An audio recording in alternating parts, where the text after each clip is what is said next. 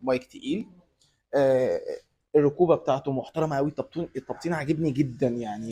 بايك مريح قوي يعني. انا لو حاجه شبه دي ممكن اعمل ظهر. انت يا دوبك بنزين وفرامل، انا كده زي الفل، مش محتاج غيارات ولا وجع دماغ. في البايكات اللي احنا عارفينها دايما البايكات العاليه بتبقى غيارات، وده متعب مع الاستهلاك اليومي. لكن حاجه شبه دي هتبقى ميكس بين سكوتر وموتوسيكل في نفس التوقيت.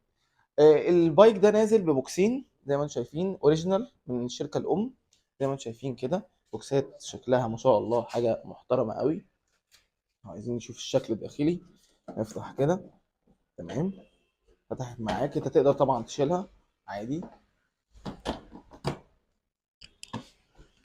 بصوا كده، شنطه غويطه جميله ما شاء الله. تقدر طبعا تحط فيها هيلمت، طبعا ده حزام من الامان. حلوه يعني، وكمان ثابته قوي على البايك للتخزين. قفل كده. اولى قفلت يا باشا.